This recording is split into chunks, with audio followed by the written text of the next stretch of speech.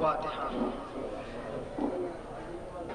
اعوذ باللہ من الشیطان اللعین الرجیم، بسم اللہ الرحمن الرحیم، الحمد للہ رب العالمین، والصلاة والسلام علی اشرف الانبیاء والمرسلین، خاتم النبیین، الرسول المسدس والمحمود الاحمد، ابی القاسم محمد وعلى اہل بیتہ الطیبین الطاہرین المعصومین، اما بعد فقد قال سبحانہ تبارک و تعالی فی محکم کتابہ المجید وفرقان الحمید وقولہ الحق، بسم اللہ الرحمن الرحیم، ووصینا الانسان بوالدیہ احسانا حملتہ امہ کرہا ووضعتہ کرہا وحملہ وفصالہ 30 شہرا حتی اذا بلغ اشدہ وبلغ 40 سنہ قال رب اوزعنی ان اشکر نعمتک التی انعمت علی وعلی والدی وان اعمل صالحا ترضاہ واصلح لی فی ذریتی وانی تبت الیک وانی من المسلمین اولئک الذین نتقبل عنہم ما احسن عملوا ونتجاوز عن سیئاتہم صلوات۔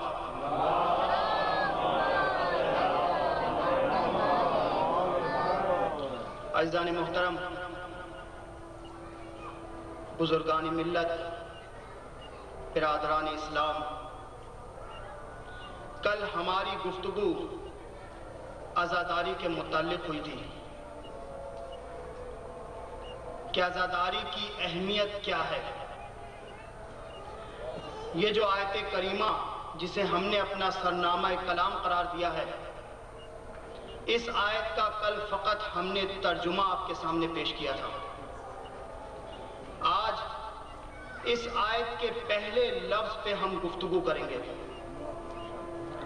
خداوند تعالیٰ اپنی محکم کتاب میں ارشاد فرما رہا ہے، یہ سورہ احقاف کی آیت نمبر 15 ہے۔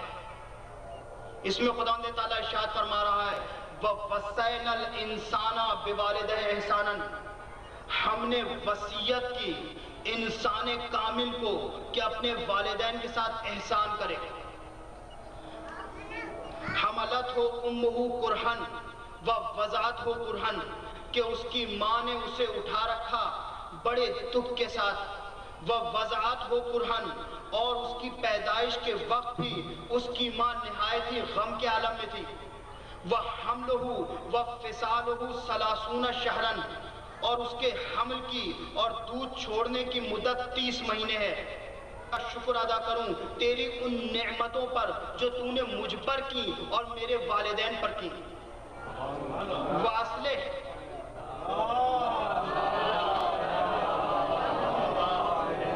وان اعمل صالحا ترضاہ، اور اے رب اب میں وہ کام سر انجام دینے جا رہا ہوں جس سے کوئی اور راضی ہو یا نہ ہو، اے رب مجھے تیری رضا مقصود ہے۔ واصلح لی فی ذریتی، اور اے میرے رب میرے واسطے سے میری ذریت میں صالحین کا سلسلہ جاری رکھ۔ وَإِنِّي تُبْتُ إِلَيْكَ، اور اے رب میں تیرے سامنے جھکتا ہوں۔ وَإِنِّي مِنَ الْمُسْلِمِينَ، اور میں تیرے مسلمین میں سے ہوتا ہوں۔ اور پھر اللہ کہتا ہے یہ وہ ہیں جن کے صدقے میں ہم لوگوں کے اعمال کو قبول کر لیا کرتے ہیں، اور انہی کے صدقے میں ہم لوگوں کی گناہوں کو معاف کر دیا کرتے ہیں، بس یہی اصحاب جنہ میں سے ہیں۔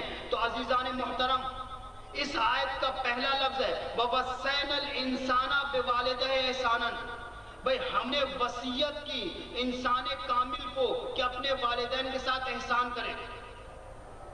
یہ لفظ انسان اللہ نے یہاں پر استعمال کیا ہے، بس اس لفظ سے لوگ مشتبہ ہو گئے، شک میں پڑ گئے، سمجھنے لگے کہ ہر آیت کی طرح سے یہ آیت بھی ان کے لیے نازل ہوئی ہے۔ عزیزان محترم، بھائی یہ آگے جو اس انسان کی صفات اللہ بیان کر رہا ہے، ذرا غور کیجئے کہ کیا یہ صفتیں ہم میں سے کسی میں پائی جاتی ہیں؟ بھائی یہ وہ انسان ہے کہ جو یہ کہہ رہا ہے کہ رب میرے واسطے سے میری ذریت میں صالحین کا سلسلہ جاری رکھ۔ بھئی میرے واسطے سے عزیزان گرامی، بھئی وہ ایسا انسان ہے نا کہ جو اپنے واسطے سے دعا قبول کروا رہا ہے۔ بھئی ہم میں سے کس میں اتنی طاقت ہے جو اپنے واسطے سے کچھ مانگ سکیں؟ اور عزیزان گرامی، اصل میں بات یہ ہے کہ اللہ نے قرآن مجید میں لفظ انسان کئی جگہ پہ استعمال کیا۔ کبھی کہا خلق الانسان ضعیفا، بھئی انسان خلق کیا گیا نہایت ہی کمزور۔ کبھی کہا قتل الانسان ما اکفرہ، انسان قتل کیا گیا، مارا گیا انسان کتنا ناشکرا تھا۔ کبھی کہا والعصر ان الانسان لفی خسر، بھئی عصر کی وقت کی قسم ہے کہ انسان خسارے میں ہے۔ کبھی کہا خلق الانسان ما عجلہ، انسان خلق کیا گیا نہایت ہی جلد باز۔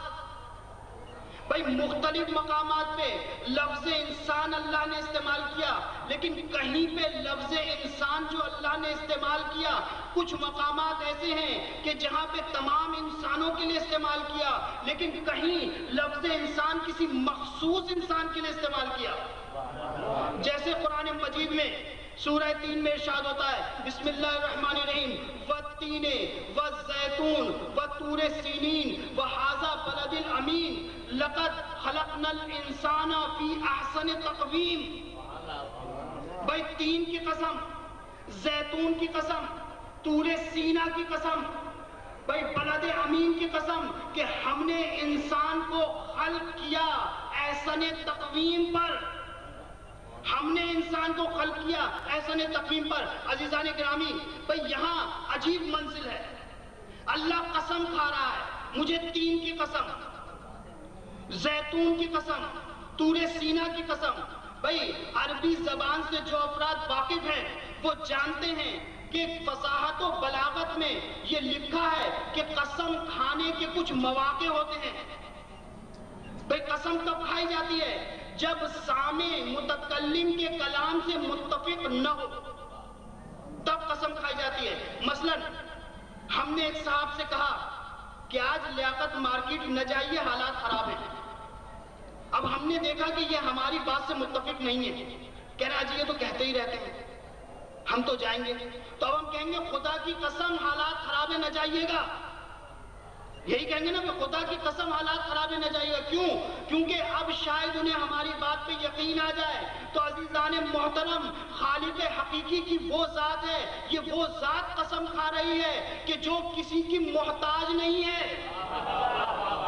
بھئی اس کا کلام کوئی مانے یا نہ مانے، تسلیم کرے یا نہ کرے، عمل کرے یا نہ کرے، اس پہ کوئی فرق نہیں پڑے گا، وہ ذات قسم کھا رہی ہے۔ تو معلوم یہ ہوا کہ بھئی جب وحی آتی تھی، رسول کے بارے میں پیغامات آتے تھے، تو اللہ کی بارگاہ سے جب پیغام پہنچتے تھے تو رسول کے ہاں بھی کچھ ایسے ہوتے تھے کہ تو قسم کھانے کے باوجود نہیں مانتے تھے۔ درود پڑھتا ہوں حضرات۔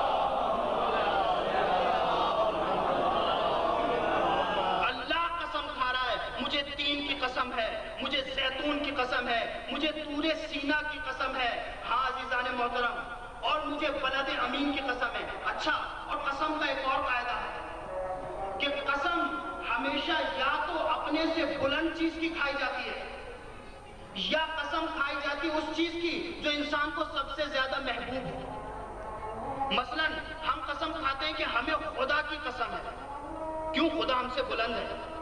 ہمیں مولا عباس کی قسم ہے، ہمیں حضرت علی کی قسم ہے، کیوں؟ یہ ہستیاں ہم سے بلند ہیں، ہم ان کے توسل سے جی رہے ہیں، ان کا صدقہ ہم کھا رہے ہیں، لہذا ہم ان کی قسم کھاتے ہیں۔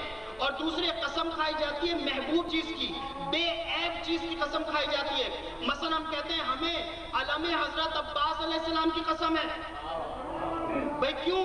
کیونکہ ہمارے نزدیک یہ سب سے محترم ہے، ہمیں اس سے محبت ہے، یہ بے عیب ہے علم، ہم اس لیے اس کی کیونکہ ہمیں محبوب ہے علم، ہم اس وجہ سے اس کی قسم کھاتے ہیں۔ تو عزیزان محترم، اب اللہ قسم کھا رہا ہے، مجھے قسم ہے تین کی، مجھے قسم ہے زیتون کی، مجھے قسم ہے طور سینا کی، مجھے قسم ہے بلد امین یعنی مکہ کی قسم کھا رہا ہے اللہ، مکہ کی قسم کھایا، تین کی قسم کھائی، طور سینا کی قسم کھائی۔ میں کہوں گا اے خالق حقیقی، بھائی تو نے یہ تین زیتون اور طور سینا کی قسم کیوں کھائی؟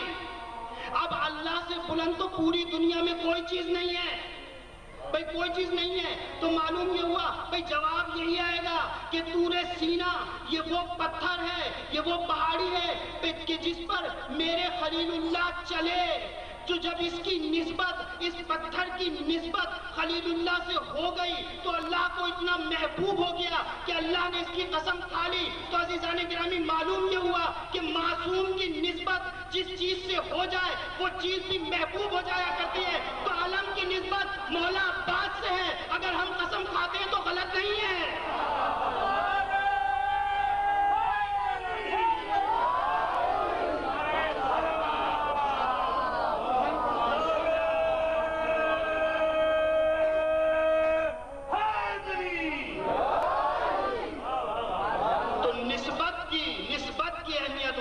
اچھا بھئی اب ایک اور عجیب بات، اللہ کہہ رہا ہے مجھے بلد امین کی قسم، یہ مکہ کی قسم اللہ کھا رہا ہے۔ میں کہوں گا خالق حقیقی، جس وقت یہ آیت نازل ہوئی اس وقت مکہ میں تمام کفار رہا کرتے تھے، بھئی زیادہ تر تعداد کفار کی تھی۔ اس مکہ میں ابو جہل بھی رہتا ہے، اس مکہ میں ابو لہب بھی رہتا ہے، اس مکہ میں کفار بھی رہتے ہیں، اس مکہ میں مشرکین بھی رہتے ہیں، اس مکہ میں بت بھی ہیں، اس مکہ میں بت کی پوجا کرنے والے بھی ہیں، اس مکہ میں بت بنانے والے بھی ہیں۔ اے خالق حقیقی، تو اس مکہ کی قسم کھا رہا ہے جس میں اتنے عیب، بھئی اس مکہ کی قسم جس میں اتنے عیب، تو عجب نہیں کہ خالق کی آواز آئے گی۔ فوراً کہا کہ بھئی دیکھو لا اقسم بہذا البلد، یہ جواب دیا اللہ نے، اے میرے حبیب لا اقسم بہذا البلد، میں اس مکہ کی قسم نہیں کھاتا، انت حل بہذا البلد، اس لیے کھا رہا ہوں کہ تو اس مکہ میں رہتا ہے۔ بھئی اس لیے کھا رہا ہوں مکہ کی قسم کہ میرے حبیب تو اس کی گلیوں میں جاتا ہے، تو ان گلیوں سے گزرتا ہے، تو یہاں رہتا ہے، اس لیے مجھے مکہ بڑا عظیم ہے، مجھے بڑا محبوب ہے مکہ، میں اس کی قسم کھا رہا ہوں۔ تو عزیزان محترم، بھائی کتنا محبوب ہے یہ میرا نبی اللہ کو، کتنا محبوب ہے یہ میرا نبی اللہ کو کہ اللہ اس کی قسم کھا رہا ہے، اس کی وجہ سے بلد امین کی قسم کھا رہا ہے، بھئی کتنا محبوب ہے۔ لیکن عزیزان محترم، وہ نبی کہ جو اللہ کو اتنا محبوب کہ جس حالت میں دیکھا اس حالت میں اس نبی کو پکارا، بھئی سرداری دیکھی تو کہا یاسین، چادر کے نیچے دیکھا تو کہا یا ایھا المزمل، کبھی یا ایھا المدثر، بھئی عجیب انداز سے وہ اتنا محبوب ہے، کبھی کہتا ہے میرا رسول جو دے دے وہ لے لو، جس سے منع کرے اس سے رک جاؤ، بھئی اتنا محبوب، کبھی کہا کہ اے رسول تم انہیں میرے رستے پر بلاؤ، لیکن یہ کہہ کے بلاؤ کہ میرا ہی رستہ ہے، بھئی اتنا زیادہ محبوب رسول اللہ کو، اللہ کو اتنا محبوب، اتنے زیادہ اس کی عزت کر رہا ہے، لیکن وہی رسول ایک موقع پہ ایسا بھی موقع آیا کہ اللہ کا لہجہ بدل گیا، بھئی لہجہ بدل گیا، اتنا محبوب تھا کہ اس کی وجہ سے مکہ تک کی قسم کھائی، لیکن لہجہ بدلا، کہا یا ایھا الرسول بلغ ما انزل الیک من ربک فإن لم تفعل فما بلغت رسالتہ واللہ یعصمک من الناس۔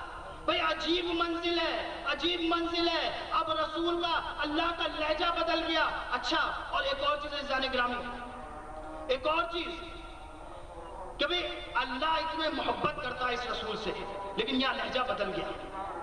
دیکھیں ہمارے یہاں اسلام میں بڑے بڑے عہدے جو ہیں وہ ہے نبوت، امامت، ولایت، بھئی یہی ہے نا، نبوت، امامت، ولایت۔ یہ عہدے بڑے بڑے عہدے مانے جاتے ہیں، لیکن ان میں سب سے زیادہ بڑا عہدہ ولایت کا ہے۔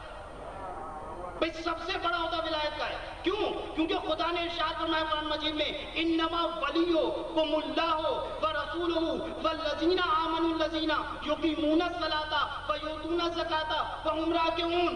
کہا کہ دیکھو تمہارا ولی اللہ ہے، اس کا رسول ہے، اور مومنین ہیں جو رکوع کی حالت میں زکوٰۃ دیتے ہیں اور نماز قائم کرتے ہیں۔ تو عزیزان محترم، اللہ نے اپنے لیے جو عہدہ سلیکٹ کیا وہ ولایت کا کیا۔ بھئی اللہ کسی کا نبی نہیں ہے، اللہ امام نہیں ہے، اللہ ہے ولی۔ گویا سب سے بڑا عہدہ اگر دنیا میں ہے تو وہ ہے ولایت کا۔ بھئی وہ ہے ولایت کا۔ ضرور پڑھتا ہوں حضرات۔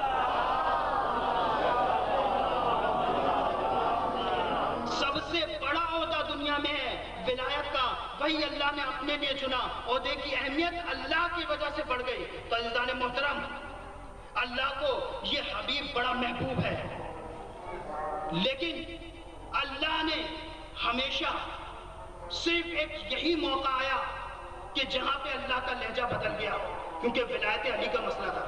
دنیا یہ کہہ دیتی ہے دنیا کہ بھائی دین میں اہمیت کا حامل نماز ہے، اہمیت کے حامل روزہ ہے، حج ہے، زکوٰۃ ہے، خمس ہے، جہاد ہے۔ عزیزان محترم، واقعاً یہ اہمیت کے حامل ہے، واقعاً یہ اہمیت کے حامل ہے، لیکن یاد رکھیں نماز، روزہ، حج، زکوٰۃ، خمس، جہاد، ہر چیز اس وقت قابل قبول ہوگی جب ولایت علی کی پرچی ساتھ میں ہو۔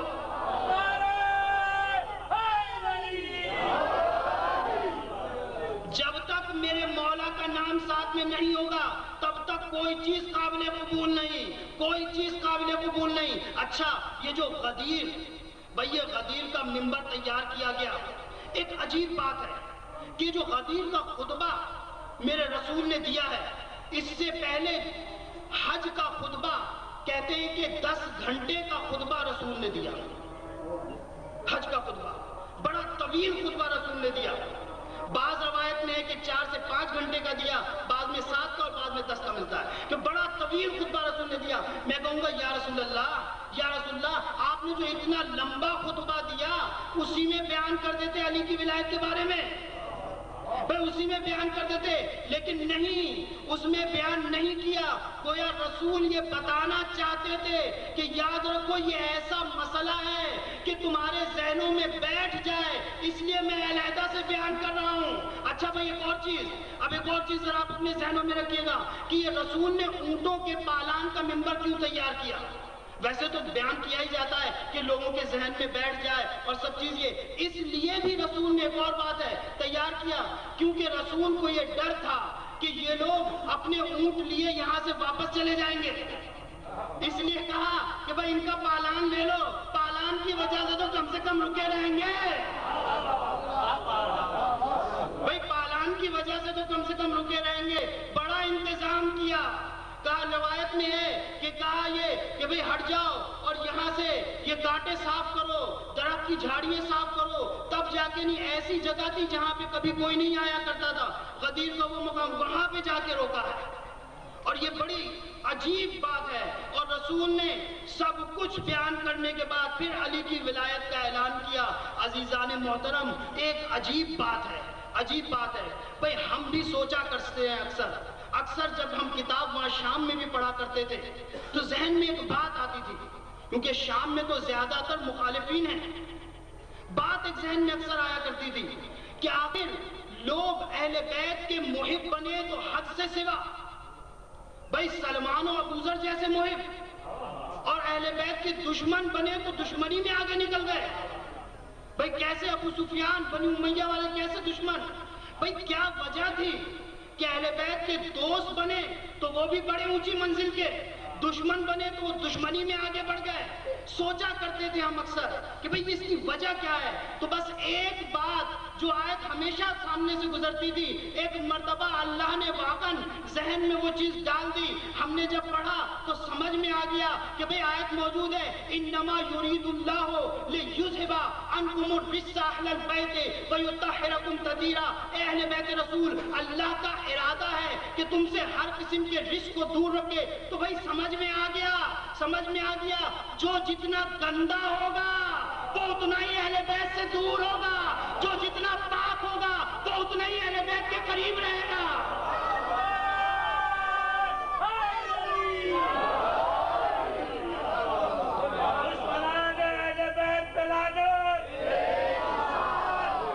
بھائی جو جتنا پاک ہوگا وہ اتنا اہل بیت کے قریب ہوگا. اچھا، جب دنیا نے یہ دیکھا نا، جب دیکھا کہ بات چلی ہے اب آل کی، اہل بیت پہ بات چلی ہے، تو دنیا نے عجیب باتیں کرنا شروع کر دی. بھائی کہنے لگے، ہم نے پوچھا یہ آل کہتے کسے ہیں؟ کہنے لگے کہ اصل میں آل کے اندر اصحاب شامل ہیں. ہم نے کہا اچھا. ہم نے کہا دوسرے حضرت کہنے لگے نہیں جی ایک اور قول ملتا ہے. ہم نے کیا کہیں گے آل میں ازواج شامل ہیں، اہل بیت شامل ہیں اور اصحاب شامل ہیں. بھئی دو قول، ایک آل میں ازواج شامل ہیں، اہل بیت شامل ہیں. دوسرا قول آل میں ازواج شامل ہیں، اہل بیت شامل ہیں اور اصحاب شامل ہیں. اور تیسرا تو بڑا عجیب قول، کہیں گے بھئی آل میں ازواج شامل ہیں، اصحاب شامل ہیں، اہل بیت شامل ہیں، ہم شامل ہیں، آپ شامل ہیں، پوری امت آل میں شامل ہے. بھئی ہمیں ہنسی آئی. ہم نے کہا حضور کیا کہنے چلے ہیں؟ آپ نے شاید یہ انگریزی کا حال سمجھ لیا ہے. بھائی یہ انگریزی کا حال نہیں ہے، یہ تو عربی کا حال ہے. کچھ تو ذرا انگریزی اور عربی میں تمیز رہنے دیجئے. بھئی درود پڑھے تو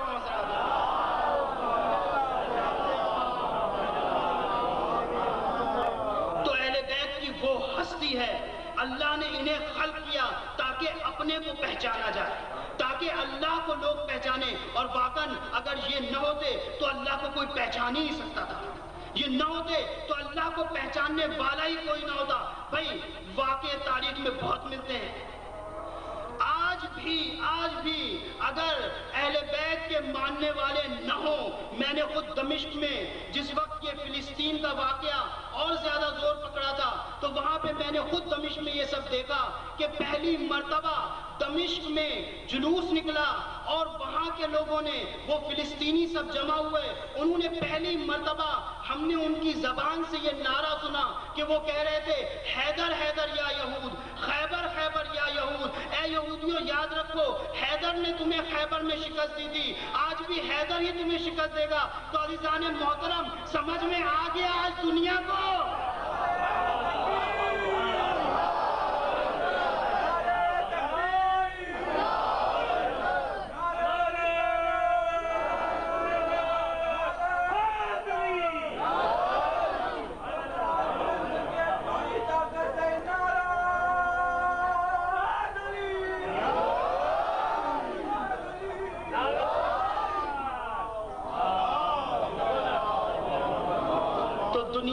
سمجھ میں آ گیا کہ حیدر ہی ہے جو یہودیوں کو شکست دے سکتا ہے. عزیزان گرامی بھائی یہی وجہ تھی اور آج بھی یہی ہے کہ دنیا کو پتا ہے کہ یہی وہ ہیں جو مقابلے میں ڈٹ سکتے ہیں، یہی وہ ہیں جو لڑ سکتے ہیں. بس اب ہمارا کام یہ ہے کہ اپنی صفوں میں اتحاد برقرار رکھیں، تاکہ وہ جو یہ چاہتے ہیں کہ ہمیں مختلف حصوں میں تقسیم کر دیا جائے، وہ جو یہ چاہتے ہیں کہ ہمیں بالکل بکھرا دیا جائے، وہ جو یہ چاہتے ہیں کہ ہمیں اس قابل نہ چھوڑا جائے کہ ہم ان کے مقابلے میں کھڑے ہو سکیں، ان کی یہ خواہش پوری نہ ہونے پائے. ہمیں یہ ثابت کرنا ہے.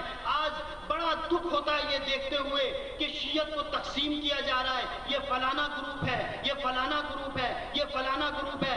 ارے یہ سوچیں کہ علی کے شیعہ کی پہچان جو علی نے بتائی ہے وہ کون سا گروپ ہے؟ ہمیں یہ دیکھنا ہے کہ ہم واقعاً علی کے ماننے والے ہیں یا نہیں ہیں. بھائی اسی لیے تو رسول نے فرما دیا، ہر مقام پہ فرماتے تھے، ایک مرتبہ آخر فرما دیا لَوِ اجْتَمَعَ النَّاسَ عَلَى حُبِّ عَلِيٍّ لَمَا خَلَقَ اللَّهُ النَّارَ، کہ اگر تمام انسان علی کی محبت پر جمع ہو جاتے تو اللہ جہنم کو پیدا ہی نہ کرتا.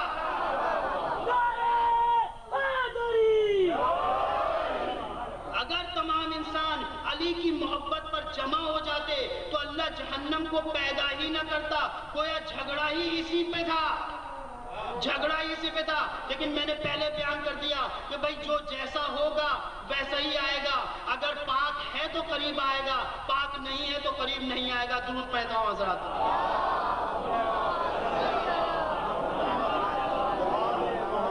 یہی وجہ تھی کہ ایک مرتبہ واقعہ لکھا ہے تاریخ میں کہ میرے مولا مسجد میں بیٹھے تھے کہ کچھ لوگ آئے اور کہیں گے حدثنا یا امیر المومنین، یا علی ہم سے کچھ بیان کریں. پھر کہیں گے حدثنا یا امیر المومنین، یا علی ہم سے کچھ بیان کریں. آپ نے ان سے کہا انا کلامی صعب و مستصعب لا یعقلہ الا العالمون، میرا کلام سخت ہوتا ہے، گرا گزرتا ہے اور عقل میں نہیں آتا سوائے عالموں کے.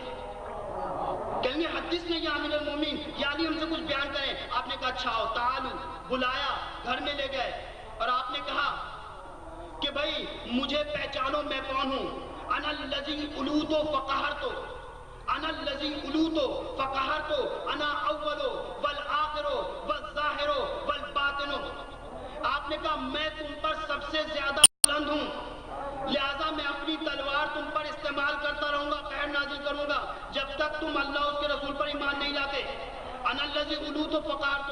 پھر آپ نے کہا انا اول، میں ہی اول ہوں، انا آخر، میں ہی آخر ہوں، انا ظاہر، میں ہی ظاہر ہوں، انا باطن، میں ہی باطن ہوں. بس یہ کہنا تھا کہ وہ کہنے لگے کفر کفر ھذا امیر المومنین، یا علی یہ تو کفر ہے، آپ یہ کیا کہہ رہے ہیں، یہ آپ کیا کہہ رہے ہیں. آپ نے انہیں روکا، جب نہیں رکے جانے لگے غصے میں تو آپ نے ایک مرتبہ دروازے کو اشارہ کیا، یا باب استمسک علیہم، اے دروازے ان سے چمٹ جا، انہیں روک دے. بس ایک دم سے دروازہ بند ہو گیا.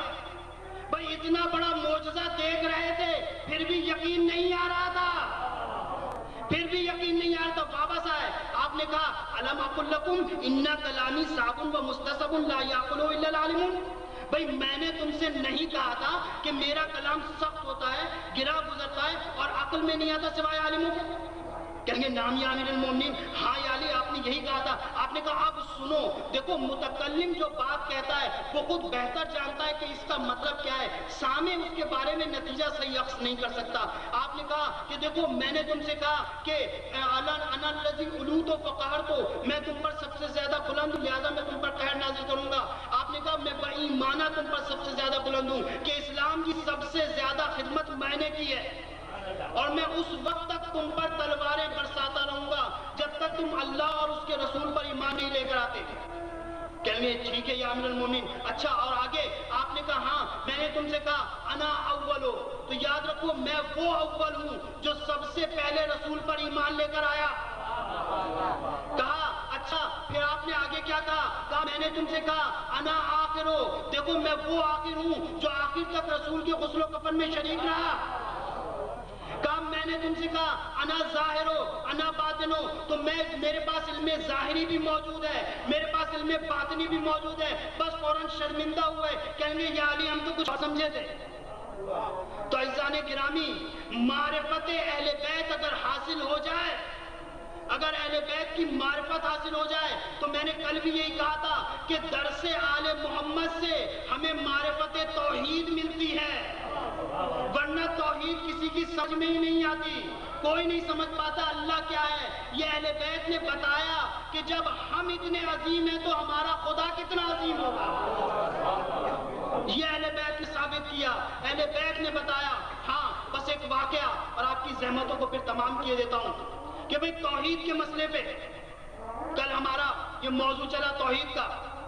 ایک واقعہ موجود ہے تاریخ میں کہ ایک شخص نے، دہریہ آئے سب جمع ہوئے ہمارے علماء کے پاس اور آ کے کہنے لگے کہ آپ کہتے ہیں کہ خدا موجود ہے، خدا موجود ہے، خدا موجود نہیں ہے، اگر موجود ہے تو دکھائیں. موجود نہیں ہے خدا. تاریخ ایک معین ہو گئی کہ اچھا بھئی اس تاریخ کو مناظرہ ہوگا اور وقت بھی معین ہو گیا. لکھا یہ ہے کہ جو تاریخ اور جو وقت معین تھا اس پہ دہریہ جتنے بھی تھے، جتنے کیمنسٹ تھے، ان کے علماء کے جمع ہو گئے. وہ سب وہاں بیٹھ گیا کہ ہمارے عالم دین نہیں پہنچے تھے. اب نوجوان غصے میں، ہماری عزت کا معاملہ ہے اور مولانا ابھی تک نہ پہنچے. جب کافی دیر گزر گئی اور ہمارے عالم دین پہنچے ہیں تو پہلے نوجوانوں نے پکڑا، حضور کہاں رہ گئے تھے؟ ہماری تو عزت خاک میں مل رہی تھی. وہ آئے, جب بیٹھے تو دہریے سب کہنے لگے کہ آپ نے دیر کر دی, کہاں رہ گئے تھے آپ؟ تو کہیں گے اصل میں ہوا کچھ یوں کہ میں آ رہا تھا, رستے میں بڑی وسیع نہر پڑ گئی. میں نے کہا اب کیا کروں, کیسے اس کو کراس کروں؟ کہا کہ میں نے دیکھا اچانک خود پہ خود درخت کٹنے لگا, خود پہ خود پھٹے چڑھنے لگے, خود پہ خود اس میں کیلیں ٹھکنے لگی اور ایک کشتی بن گئی. میں اس کے اندر آ گیا. کہیں گے ہم نہ کہتے تھے کہ کچھ جانتے ہی نہیں, پر دیکھو عجیب بات کرتے ہیں. دہریے سب کہیں گے عجیب بات کرتے ہیں, خود پہ خود کبھی درخت کٹا ہے, کبھی خود پہ خود پھٹے چرے ہیں, کبھی خود پہ خود کیلیں ٹھکی ہیں, کبھی خود پہ خود کشتی بنی ہے. تو انہوں نے جواب یہ دیا کہ بھائی دیکھو, جب چھوٹی سی کشتی خود پہ خود نہیں بن سکتی تو یہ پوری کائنات خود پہ خود کیسے بن گئی؟ بھائی یہ پوری کائنات خود پہ خود کیسے بن گئی؟ تو عزیزان گرامی, ہر موقع پہ علماء نے جواب دیا ہے کہ دیکھو دین اسے کہتے ہیں, معرفت اسے کہتے ہیں. بس ایک چیز اور آپ کی زحمتوں کو تمام کیے دیتا ہوں, واقعہ موجود ہے تاریخ میں. یہی وجہ ہے, دیکھیں علوم آل محمد آج بھی اگر ہمیں ملے گا تو علماء سے ملے گا. علماء کی صحبت میں بیٹھنے سے علوم آل محمد ملے گا. آج جو یہ بے راہ روی ہو رہی ہے یہ فقط اس وجہ سے کہ علماء سے دوری ہوتی جا رہی ہے. عزیزان محترم, واقعہ موجود ہے عراق میں جس وقت آغا خمینی ہوا کرتے تھے, واقعہ موجود ہے کہ آغا جتنے بھی علماء موجودہ دور میں گزرے ہیں, لکھا ہے کہ معرفت کے لحاظ سے آغا خمینی جیسا عالم کوئی بھی نہیں, معرفت کے عظیم درجے پہ فائز تھے. وہاں جو ان کے شاگرد ہیں ان سے ہم لوگ ملے تو ان سے یہ واقعہ ہم لوگ کو اور زیادہ تفصیل سے سننے کو ملا کہ جو آغا کے شاگرد ہیں وہ یہ کہتے ہیں کہ رات کی تاریکی میں آغا اپنے گھر سے نکلے اور مولا کائنات کے روضے کی طرف چلے. وہ کہتے ہیں کہ پیچھے صدام کا جاسوس تھا, حکومت وقت کا جاسوس پیچھے تھا, اور وہ بھی پیچھے جا رہا تھا کہ ہم دیکھیں یہ کہاں جاتے ہیں, کہیں یہ ہمارے خلاف کوئی سازش تو نہیں کر رہے ہیں. وہ کہتا ہے کہ میں نے دیکھا کہ آغا چلتے چلتے مولا کائنات کے روضے کے بڑے دروازے پہ آ کے رکے, اور رکنے کے بعد ایک مرتبہ آغا نے دروازے کو اشارہ کیا, دروازہ کھل گیا. اندر گئے اور جانے کے بعد چھوٹے دروازے کے پاس گئے, وہاں اشارہ کیا, دروازہ کھل گیا. یہ شخص کہتا ہے کہ میں بھی پیچھے گیا, میں نے کہا شاید اندر کچھ حضرات ہیں جو ہمارے خلاف سازش کر رہے ہیں, میں دیکھوں یہ جا کہاں رہا ہے. وہ یہ کہتا ہے میں نے دیکھا کہ آغا اندر گئے اور کچھ ہستیوں سے کسی سے مل رہے ہیں آغا, جو میری سمجھ میں نہیں آ رہا یہ کون ہے. کہا ملتے ایک مرتبہ آغا خمینی مولا کائنات کی زری کے پاس پہنچے. بس زری کے پاس پہنچنا تھا کہ زری پہ ایک مرتبہ نظر ڈالی اور ڈال کے واپس آنے لگے تو یہ شخص کہتا ہے کہ میں نے کہا ارے جب زری کے پاس پہنچ گئے ہو تو چومتے کیوں نہیں؟ بھائی جب زری کے پاس پہنچ گئے ہو تو ہاتھ کیوں نہیں لگاتے, چومتے کیوں نہیں؟ سنیں گے آغا نے کیا جواب دیا. آغا کہتے ہیں بھائی میں زری کو چوم کے کیا کروں گا, مولا کائنات تو وہ سامنے بیٹھے ہیں, مولا کائنات تو وہ سامنے بیٹھے ہیں. پھر وہ بتاتا ہے کہ جب میں نے آغا سے تفصیل پوچھی تو آغا نے بتایا بھائی یہ آغا ایک اہم مہم لے کر آئے تھے جس میں اماموں سے ملاقات کرنی تھی. وہ یہ کہتے ہیں کہ 10 اماموں نے آغا سے ہاتھ ملایا اور 2 اماموں نے آغا کو سینے سے لگایا, امام زمانہ نے اور مولا کائنات نے سینے سے لگایا.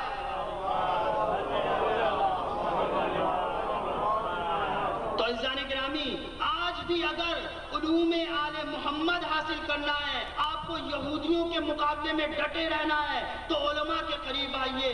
آج اگر علماء کا دامن تھام لیا جائے, ہاں لیکن یاد رکھیں, بس یہ چیز کہہ کے مصائب کی طرف آتا ہوں کہ علم, دیکھیں عبادت بدون علم کسی فائدے کی نہیں, اور علم بدون عمل کسی فائدے کا نہیں. علم بھی عمل کے ساتھ ہونا چاہیے, اگر عمل نہیں ہے تو علم کسی فائدے کا نہیں ہے. عزیزان گرامی, یہ علماء وعد کے لیے حسین کربلا میں پہنچے.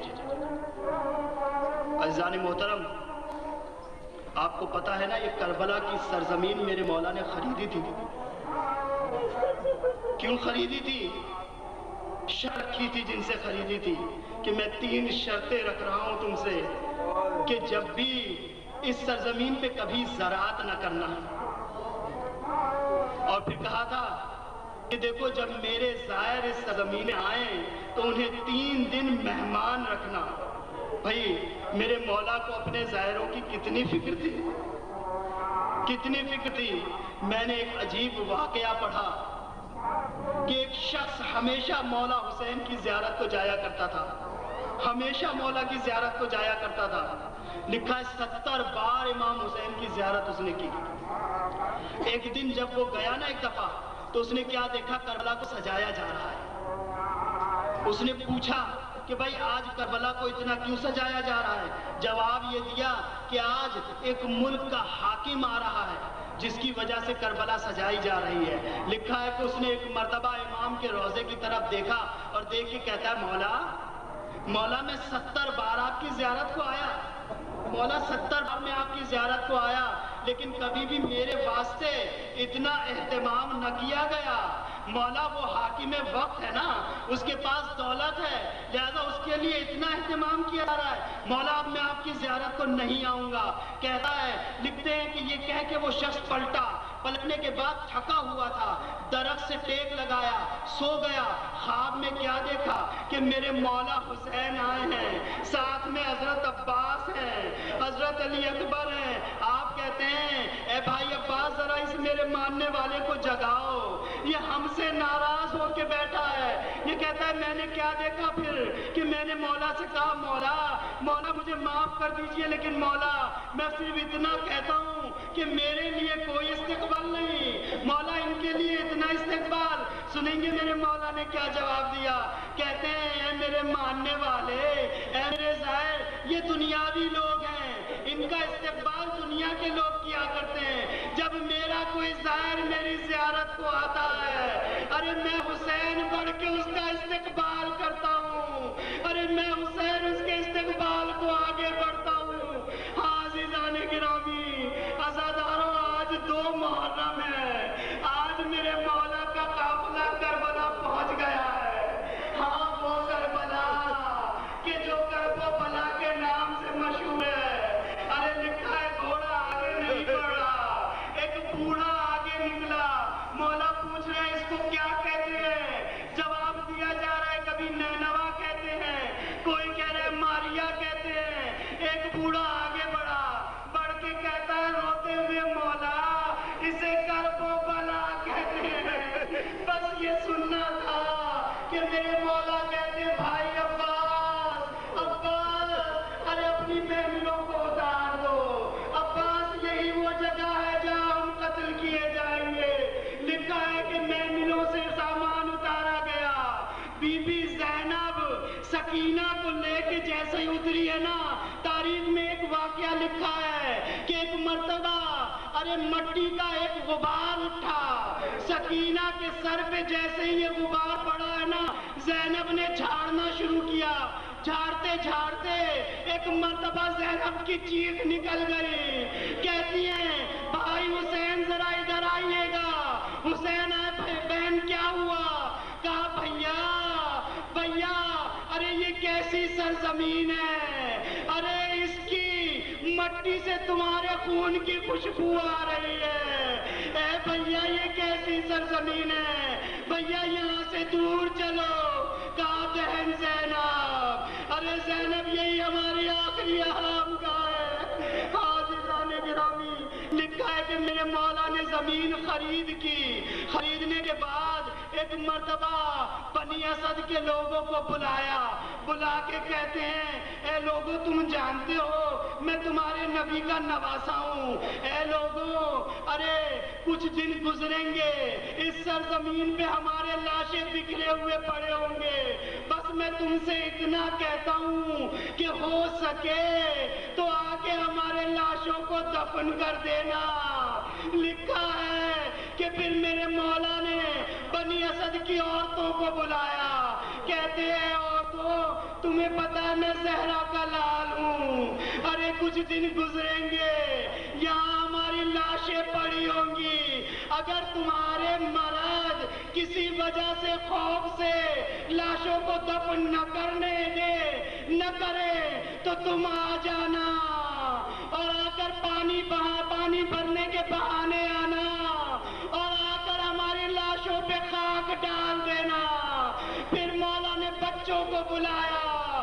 کہتے ہیں بچوں ارے میں زہرا کا لاڈلا ہوں. پیارے بچوں اگر تمہارے بڑے ان لاشوں کو دفن نہ کریں تو تم کھیلتے کھیلتے آنا اور آ کر خاک لے کر مٹھیوں میں ہمارے لاشوں پہ ڈال دینا. تمہارا کھیل ہو جائے گا, ہماری لاشیں دفن ہو جائیں گی.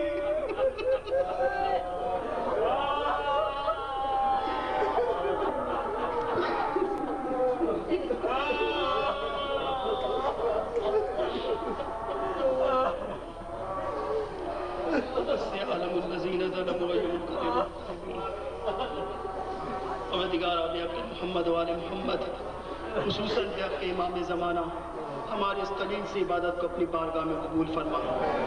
پروردگارہ تجھے واسطہ ہے سرکار سید الشہداء کا, تجھے ان بہتے ہوئے آنسوؤں کا واسطہ ہے پروردگار. یہ رقت قلب سے نکلے ہوئے آنسو یہ دعا کے مستجاب کا سبب بنتے ہیں. ہم ان بہتے ہوئے آنسوؤں کے ساتھ پروردگارہ تجھ سے دعا مانگ رہے ہیں. یہ مومنین جو بھی یہاں پہ آئے ہیں, یہ مومنین جو بھی ان مجلس میں آئے ہیں, پروردگارہ ان کی جو بھی خواہشات ہوں, جو بھی جائز خواہشات ہوں, ان سب کو پوری فرما. پروردگارہ تجھے واسطہ ہے سرکار سید الشہداء کا ہمارے گناہ کبیرہ و صغیرہ کو معاف فرما. پروردگارہ جو مومنین بے اولاد ہیں انہیں اولاد نبینا نیک و صالح عطا فرما. پروردگارہ جو مومنین بے روزگار ہیں انہیں روزگار عطا فرما. پروردگارہ ہم سب تیرے اس حبیب کے انتظار میں ہیں, ہم سب اس حجت خدا کے انتظار میں ہیں. پروردگارہ اپنی حجت کو جلد سے جلد بھیج دے کہ دنیا امن و سکون کا گہوارہ بن جائے.